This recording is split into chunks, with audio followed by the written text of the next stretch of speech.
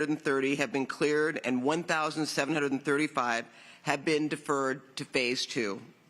There are roughly 467 properties remaining. I'm also glad to report that Phase 2 private property debris removal began last week, and the U.S. Army Corps of Engineers is gearing up to get more properties cleared this week. We still have a long way to go, but the progress is a testament to the incredible commitment of our federal partners, state partners, and the County Department of Public Works, and of course our impacted property owners who have quickly turned in their right of entry forms. As of today, 3,909 right of entry forms have been received from the Altadena fire, which is 61% of the total impacted homes. I want to remind all residents to check the maps available online that track the status of Phase 1 and Phase 2 debris removal and the right of entry form submissions. Please continue to encourage friends and neighbors to submit their right of entry forms as quickly as possible. Debris removal is a crucial step toward our rebuilding. The county stands ready to support our residents to rebuild their home as quickly as possible.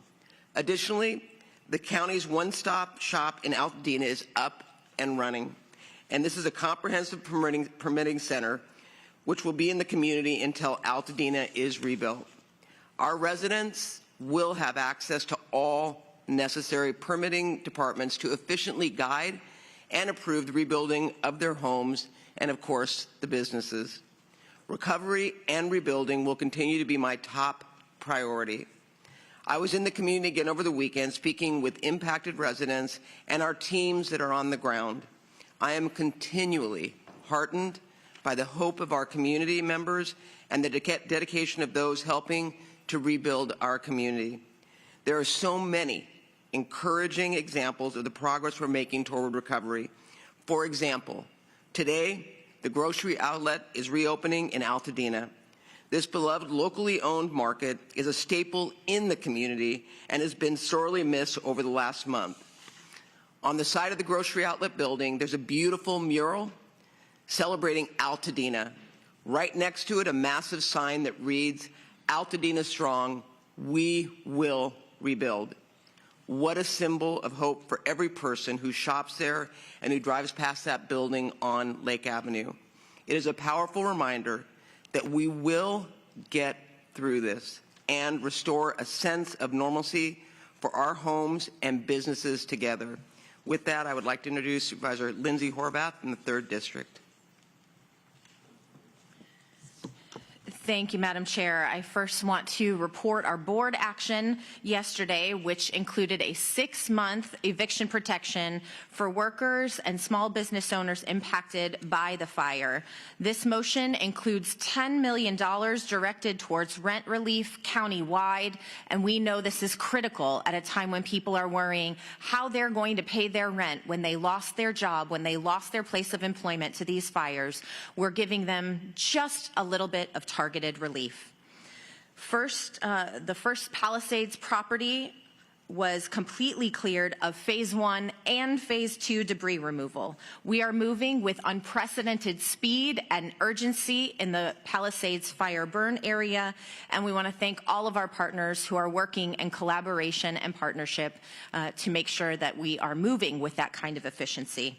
Our Department of Beaches and Harbors, as well as our state partners, have stepped up to protect our coastline, removing large debris from beaches, and they are also testing sediment at Topanga and Will Rogers beaches. We know those areas are of particular interest. We are paying attention to them, and we're working with all of our partners to protect our coastline.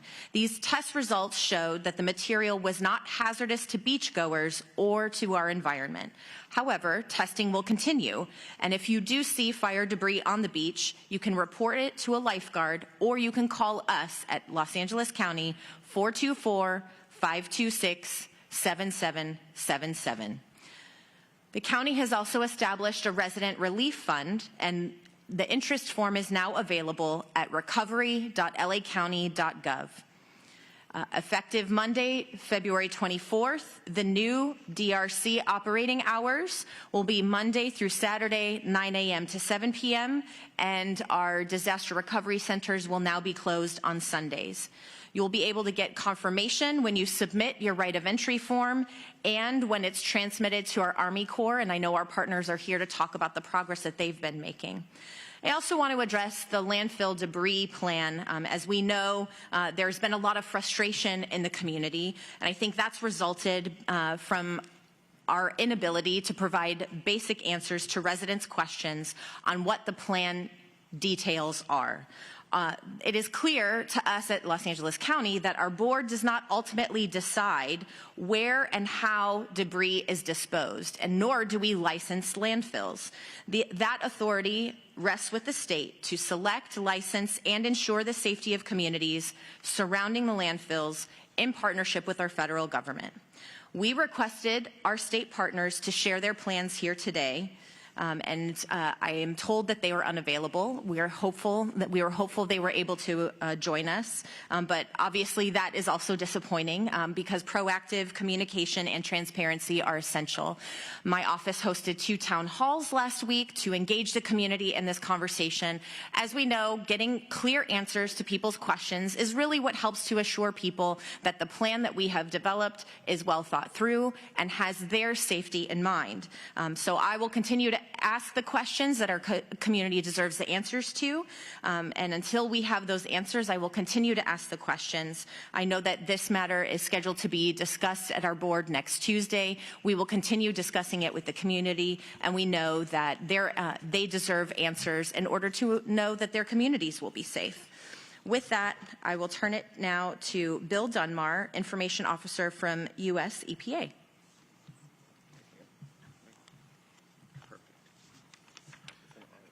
Thank you very much.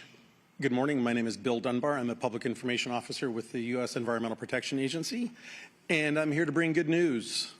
Pleased to report that this morning we've hit another major milestone since EPA began our removals of household hazardous materials and lithium batteries on January 28. As of last night, of the 13,000 plus properties impacted by the fires, EPA has completed over 80% of our work to conduct our portion of the recovery process, which we have been calling Phase 1. Specifically, we've completed household hazardous material removals at over 8,000 properties and identified another 3,400 that we are deferring to our partners at the Army Corps of Engineers. I know that there is some question about this part of the process, which has been called Phase 2 deferred. EPA defers to Phase 2 those properties where there are unsafe conditions for our workers, and that those conditions prevent them from completing the Phase 1 hazardous household hazardous material removal. In these cases, we deferred the Phase 1 removal to the Corps, and the kinds of impediments that we might run into are damaged walls, collapsed ceilings, or upper floors, maybe some large debris such as trees or heavy metal, where the Corps is more capable of tackling that difficulty than we are. And to perhaps provide a little more information on that, I'm going to pass it on to Colonel Eric Swenson of the Army Corps of Engineers.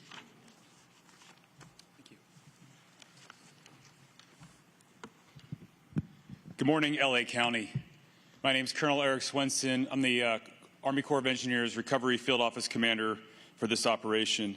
I just want to start by thanking the County Board of Supervisors for the opportunity to provide this update on Army Corps of Engineer progress in Phase 2 of debris removal. Our team remains committed to this mission, working diligently and safely to help families and communities take a big step forward in this recovery and rebuilding process. So in Phase 2, the removal of fire-related debris is well underway. Our teams are actively clearing properties as we speak, ensuring we do so safely, efficiently, and with environmental stewardship in mind.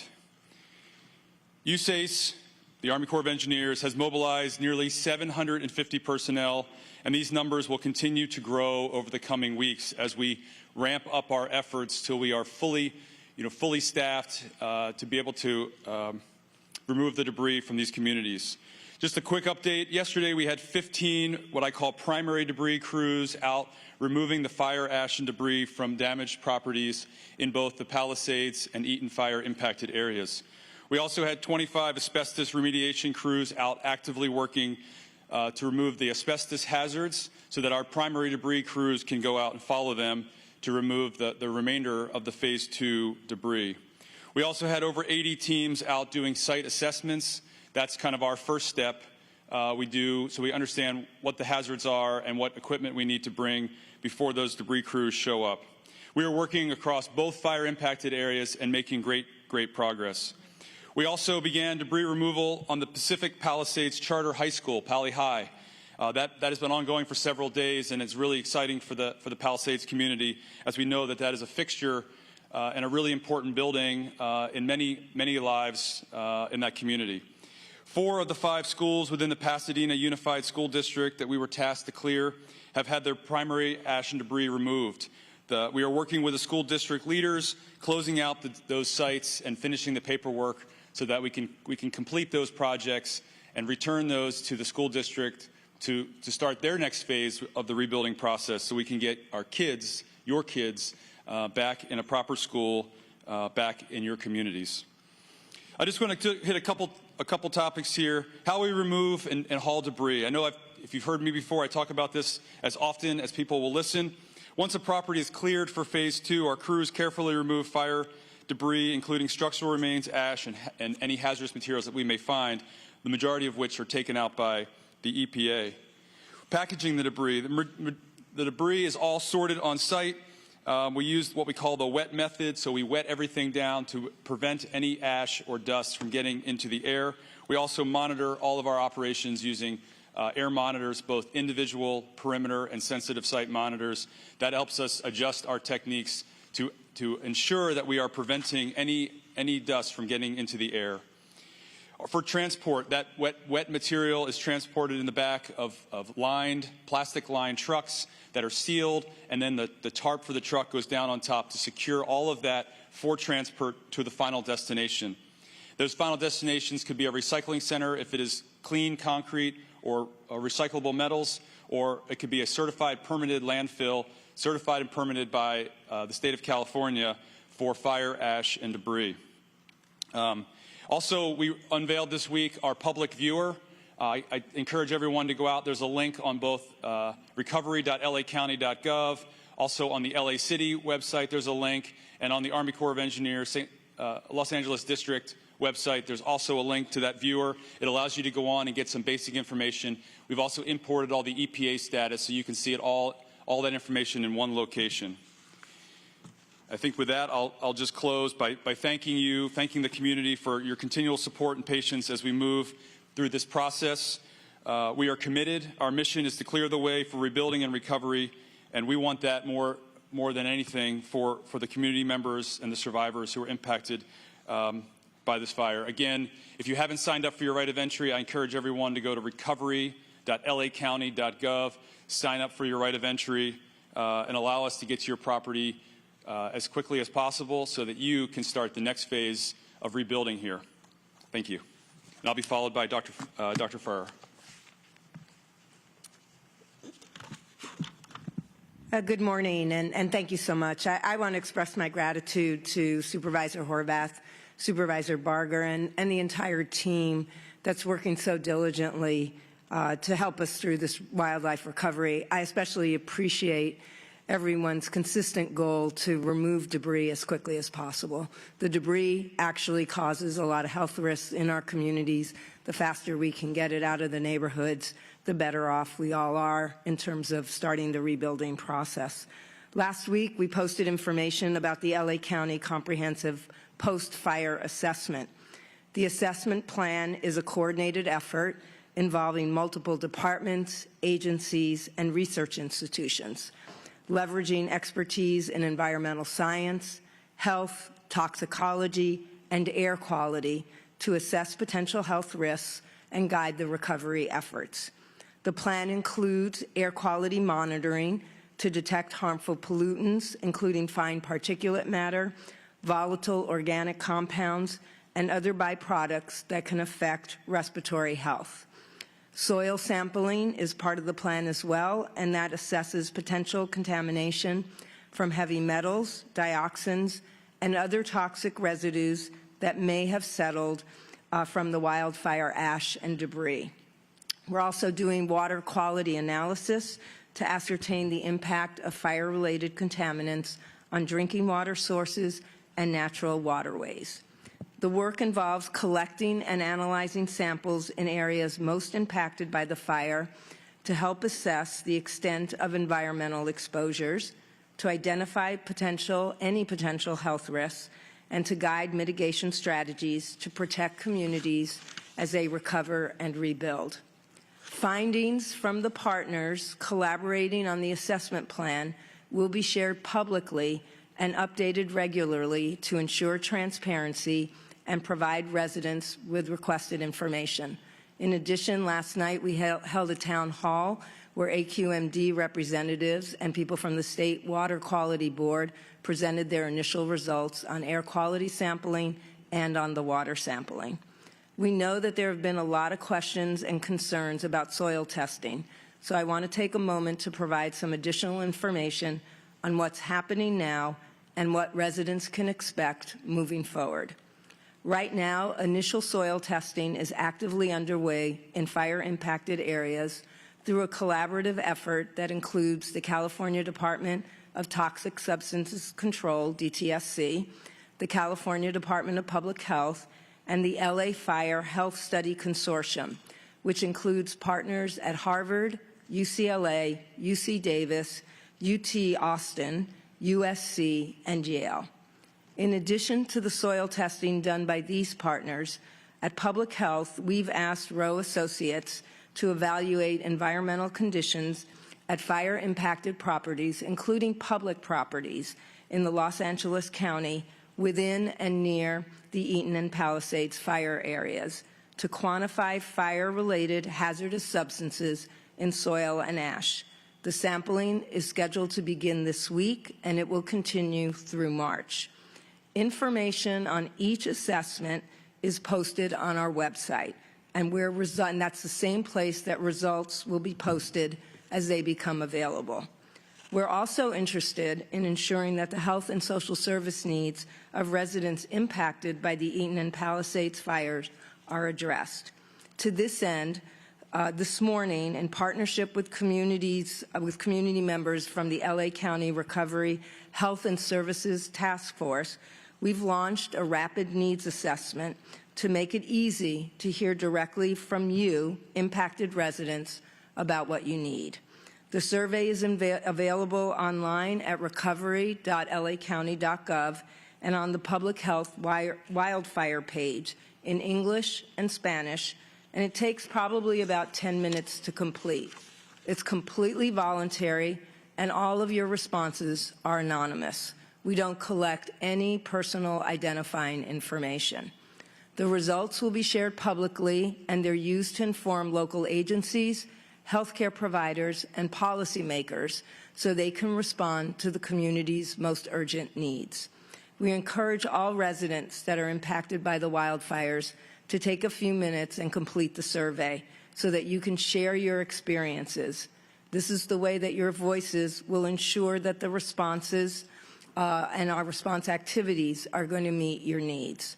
For more information on the post-fire assessment and survey, please visit publichealth.lacounty.gov, and updates will continue to be posted there as well. I want to extend my deepest thanks in closing to the many partners and community residents across government, healthcare, and community organizations who are working tirelessly to guide our recovery efforts. The collaboration is essential, and we're really grateful. Thank you. And now I'm going to introduce... Actually, you're the last speaker. Questions. Yes. We'll do question and answer session right now. If you have a question, please raise your hand and we'll bring a microphone to you. We'll go right there in the back. Please name and media outlet. Thank you. Yes. Okay. Hi, I'm Omar Lewis with KTLA 5 News. My question is for Supervisor Horvath. This morning, the LA Times released an article revealing text messages between you and the mayor where there were some frustrations expressed over the coordination or lack thereof. Have you ever been able to address this with the mayor, and what specific concerns did you have as far as that collaboration and how it could have been better? Yeah, we have since discussed the subject of the text messages, and it's clear that we agree that the situation could have been handled better, and it needs to be handled better going forward. People want clear communication, they want clear answers, and they want us to coordinate, work together, and make sure that we are prioritizing their needs. So the mayor and I have had a conversation around that. We're clear, and it's time to focus on moving forward and making sure we're helping our residents.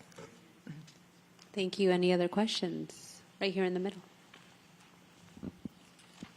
Hi, this is Kate Cagle from Spectrum News 1. My question is for the EPA. There's been reporting about FEMA declining to do confirmation testing after the cleanup at individuals' properties. I wonder if you could speak to whether or not, in your department's view, is that 6 inches of soil that will be removed enough to remove contaminants, or does there need to be more testing in the soil after the cleanup? That's a good question. It's a better question to be directed to FEMA, and perhaps Colonel Swanson can also address it. We know that in previous wildfire cleanups that EPA has been involved in, that 6 inches seems to be enough. We also know that this is not a pristine area, that humans have been here for quite a while. And so we could keep digging and digging and digging and continuing to test the soil and continuing to find contaminants that may not have been from the wildfire. So we think that 6 inches seems appropriate, but that's not a decision that EPA is making. Colonel, is that something you wanted to weigh in on? Or? Yeah, I appreciate the question. I think the EPA's answer was accurate. There's legacy contaminants in the ground. There's naturally occurring contaminants in the ground. And the FEMA's authority, the authority we have under law is to remove the fire ash and debris, the contaminants, any of the concerns from this fire. And we know from a decade or more of doing fire ash and debris removal that by removing 6 inches, we are taking enough material and a little extra material to ensure that we have all of the fire ash and debris from this fire. Thank you. Other questions? Right over here. Hi, Tony Briscoe, LA Times. Wanted to ask the LA County officials whether or not there would be soil testing or any types of measures taken to make sure that properties that are cleaned meet California's cleanup standard before rebuilding can take place. Yeah, I was going to say, I'm going to let Dr. Ferrer answer that, because clearly, this is on both Supervisor Horvath and my radar as it relates to the fact that FEMA is not going to test, and we have a lot of residents that are concerned, and that's why Dr. Ferrer can elaborate. That's why we're doing initial testing right now, and then we're going to figure out a path moving forward. But Dr. Ferrer, if you want to follow up on that. I thank you so much for the question, and I think Supervisor Barger actually gave the answer, which is that we know a lot of residents want that confirmatory soil testing.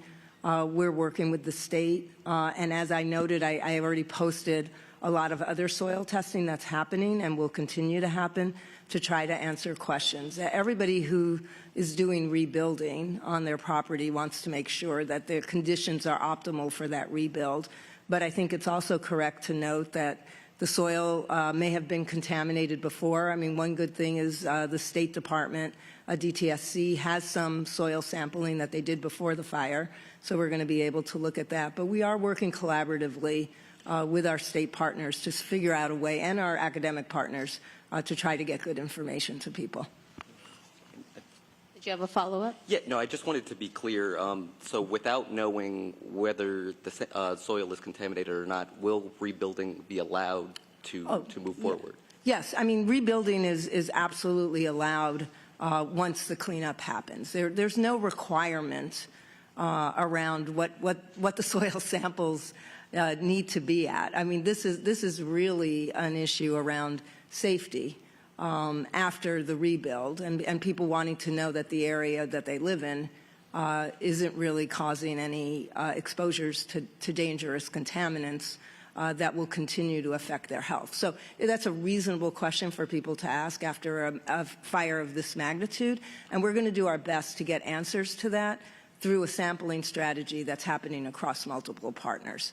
But that is different than what has happened in previous fires and where people have had that confirmatory soil testing. Thank you. Right here in the middle. Good morning. Craig Figner with KNX News. I think for Supervisor Horvath. The question, I have two questions. The property that's been first to be cleared in the Palisades, was that an opt-in? Yes. Okay. And then my other question is the Army Corps of Engineers is taking debris to, the number that sticks in my head is 17 different locations or landfills across the state that are licensed for different levels of hazards. Do you not have that list of 17 locations? So the county does have the list of 17 landfills that are permitted by the state to accept that debris. And so the way the process has worked, the county is leading the coordination on the ground here in Los Angeles County. The Army Corps asked the county which landfills were permitted to accept that debris, and that is how they got the list of 17 landfills that exist. They're permitted by the state, and the concerns that we then heard from the community were, how can you guarantee that that the debris that goes there is not hazardous to our health or toxic, I think was the word that they used, and who is enforcing that? These are state licenses, which is why we want our state partners to be able to speak to the process that they go through to provide that license and the enforcement mechanism to ensure people's safety. I think people deserve those answers, and we're going to work to get them for them. Thank you. In the back. Yeah, you mentioned that on Tuesday you'll be discussing this further about those landfills. Can you go into more detail about what you expect to discuss? Are we talking about relocating some of those different dump sites, or what that will look like? Yeah, so this was originally on our agenda this Tuesday, and because of these questions, we want to make sure that we spend more time communicating with the community so they get the answers that they need. What is within the discretion of the Board of Supervisors is not whether they're licensed or whether they can operate. The discretion that we have as the Board of Supervisors are two things. Operating hours, can we extend them? And can we increase the tonnage that is allowed to come into the landfills on a daily basis? That is what is within our discretion, and that is what is being potentially discussed at our board meeting. But I think given the conversations that have happened in the community, the questions that are being asked, that is the discretion that exists with the board, and then that conversation may proceed on Tuesday. Any other questions? Right over here. I'm late. I apologize if this has already been asked, but I have a branding question. You guys historically have been referring to this as the Unified LA press conference. I see the Unified has dropped, and is that any sign of difficulty between the city and the county working together? We've seen that there seem to be some underlying tensions that have been revealed in some text messages. Is there a lack of unity between LA City and County? Well, I'll let Supervisor Horvath address the last part of your question, but I can tell you as the representative over Altadena, the reason why I continued the press conferences as a supervisor and also as chair of the board representing Altadena was because my community felt that they were getting lost in the discussion. And so if you will note, every answer I gave is specific to the Eaton fire, because that's the area that I represent, and Supervisor Horvath does the same for the area that she represents, and then I'll let her address the second part of your question. But for me, it's always been about having one voice for my community, but make no mistake, I am in contact with Mayor Bass as it relates to issues surrounding the money coming in and how it's going to be spent in both fires and other various issues, even on the one-stop centers that we have, in terms of coordination to make sure that we are, in fact, aligning in a way that is responsive to the constituents, whether they're LA City or LA County. And at this stage, the county is the lead agency on the debris removal. We were the lead agency on the storm preparation. That has been largely the focus of our press conferences on Wednesday mornings, which is why they have continued. The city's invited to participate, but we really are the lead agency bringing everyone together. So we're doing this work not only for the unincorporated areas, but all of the incorporated cities too. So I know the Malibu mayor isn't here. I know the mayor of Pasadena isn't here, but we're doing this work for everybody. And so that's why the county is continuing to lead these press conferences on Wednesday to mark our progress. Thank you. Any final questions? All right. If not, thank you for attending. We will have one-on-ones. If you'd like an individual interview, please approach the front. And if you'd like to interview in Spanish, we have spokesperson. Well, we've been listening to county leaders now this morning, giving us an update. As we have been told, we'll be hearing from them every Wednesday. We don't have a rain event. We don't have, a potential fire right now. So that's the good news. Just going through kind of some of the cleanup process and what they're doing to kind of work through. For residents and businesses, there's that 6 months of eviction protection now. They're working on $10 million of relief countywide. They talked a lot about some of the environmental impacts that they're starting to see and how much does need to be removed, about 6 inches from each property, but that they're moving into other stages as well in the rebuilding process. Yeah, 75% of the Eaton fire area has been cleared now, and they have begun phase 2, which is the private property removal. Palisades, phase 2 is complete. So a lot of progress has been made, and they also discussed the 17 sites of landslides that are permitted by the state, which of course have been facing pushback from the community. The other interesting thing is there is an LA Times article that came out today discussing some of the communication between Supervisor Horvath and the Los Angeles Mayor, Karen Bass. There was a lot of heated exchanges, it appears, and as she said, it could have been handled better. We are coordinating and we're focused on moving forward. So we'll wait to see if Karen Bass addresses this at some point, but at least we've heard from Supervisor Horvath.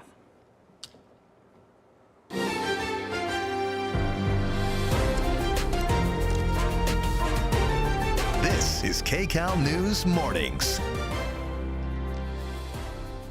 Good morning. The time right now is 8:31. Today is Wednesday, February 19th. I'm Rudabe Shabazz. Gotta get that one in there. Yeah. I'm Jamie Yukas, and here's what we're following right now. The lights are on inside the grocery outlet here in Altadena. It is one of the few stores on Lake Avenue that did not burn to the ground. Today, reopening for the first time in 6 weeks. Take a look at the big sign outside that has been a beacon of hope for this community. It went up right after the fire. And so this business reopening, just important for neighbors. The owners, the operators here, Sandra and Jose Valenzuela, they shared photos with us of them and their staff restocking their shelves. They say it's bittersweet because of the tremendous loss experienced by neighbors and staff. 5 of their employees lost their homes. They reopened to the public later this morning. 2 businesses went up in flames overnight in Chinatown. You can see the extensive damage in this video here. There we go. This is off Broadway between Alpine and College Streets. One of the business owners told us this was the second fire there in the area in the last month. No word yet on what started the fires. Nicole Kidman and musician Keith Urban's Beverly Hills home was reportedly burglarized on Valentine's Day. Police say suspects smashed a glass door and ransacked the home before taking off. It is unclear what, if anything, was stolen, but the couple was not home at the time. Let's go ahead now and get a check of our next weather forecast with meteorologist Marina Jurga, who's in for Paul Diano today.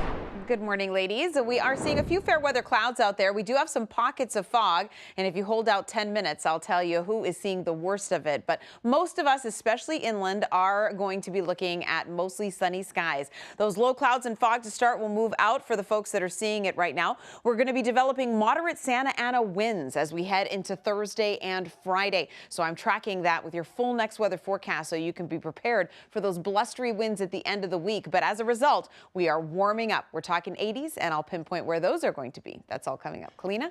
All right, let's take you out to the 710 this morning. We're having a new problem here impacting your commute. Also, just seeing a lot of red today. So if you're about to head out the door, most likely you'll be stuck in traffic because there's just a lot going on, especially in the direction of our morning commute.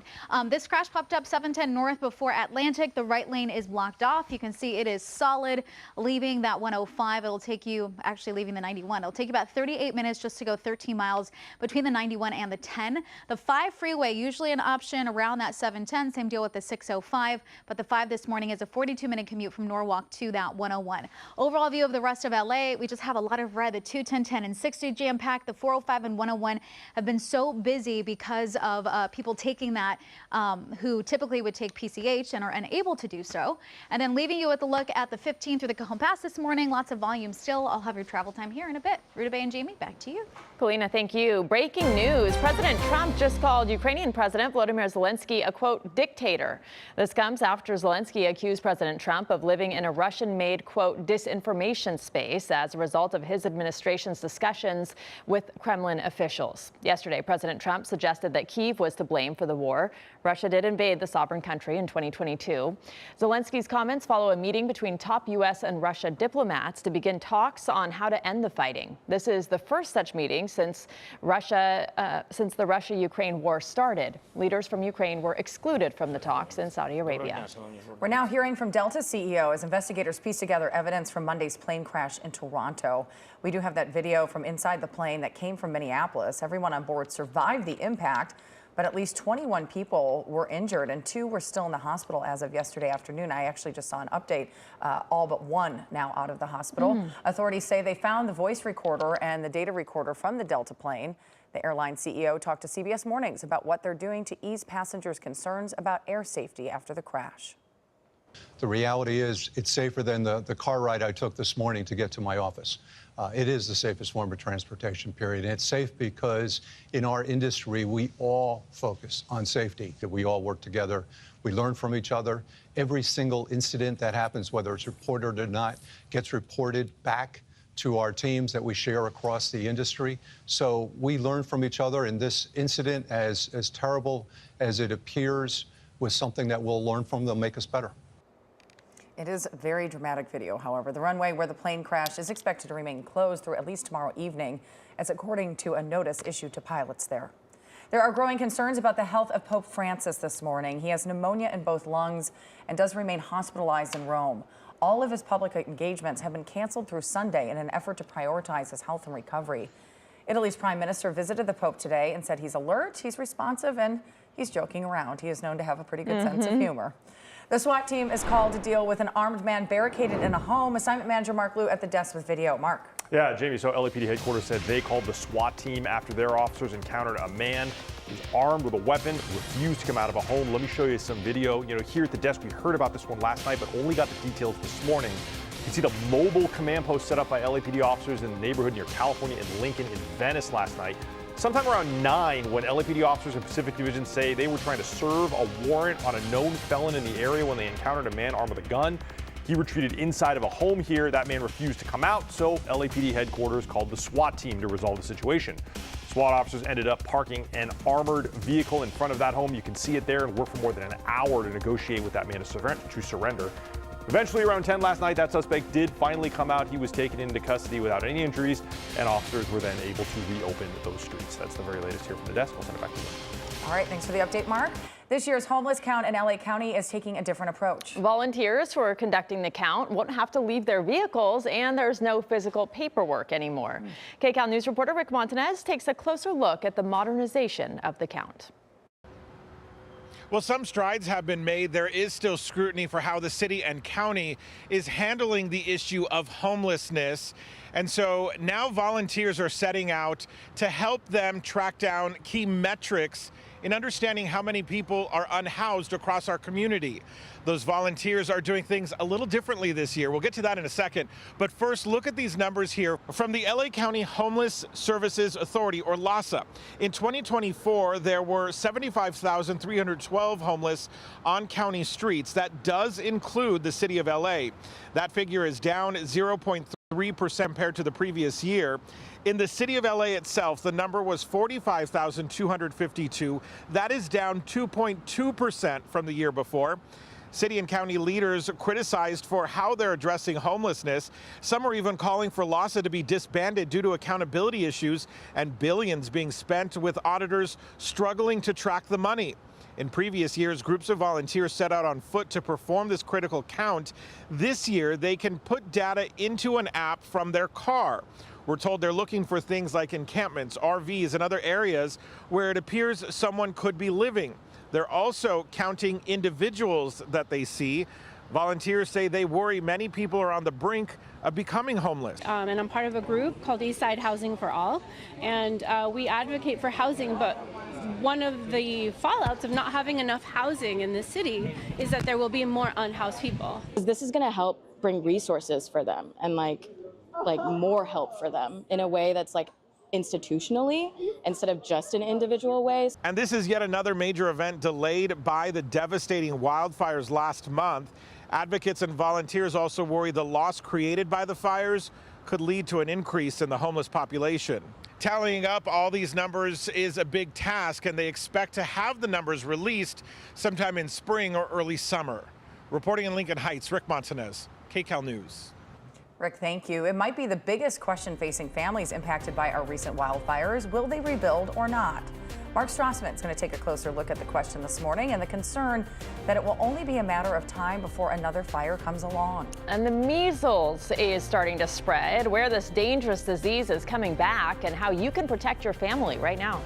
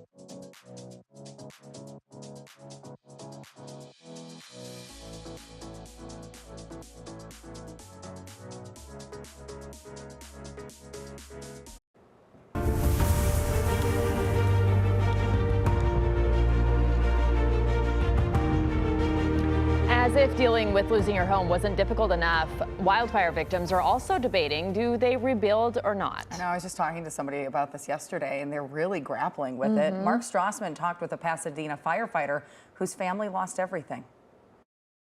At Pasadena's Fire Station 39, we met Chen Yu. Did you know you were fighting a losing battle? Yeah, for sure. He's an 18-year firefighting veteran. No, keep going, no.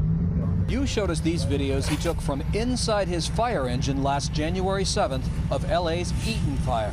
For him, that losing battle turned personal.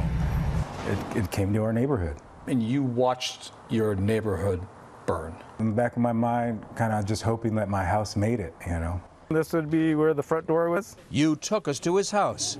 It did not make it. Initially, we're like, hey, maybe we could bring the kids back for closure, but they don't need this image. He asked us to wear masks because of potential lingering airborne toxins and carcinogens. LA County had put out warnings about an unhealthy air quality. Also worrying Yu, his family of 4 lost everything. Everything's basically gone. And all these people you think will rebuild? I'm hoping. Yeah. State and city leaders here are pushing for a quick rebuild of more than 15,000 burnt structures. Char Miller questions whether that makes sense. When you put 10 million people in and around the fire zones, sometimes they get burned. At Pomona College, Professor Miller's expertise is fire management in urban landscapes. How much of Greater Los Angeles is at risk for fire? It's virtually everywhere. On this map, Miller showed us where America's exposed to wildfires. We will begin to see fires in places that we haven't tended to see, so the grasslands in the Dakotas. In California, the fire line trend line is unmistakable. Of the 20 biggest fires in state history, 19 have happened since 2003, 13 of them since 2017. Would it be a huge mistake just to rebuild it the way it was? If you build back exactly the same way, expect the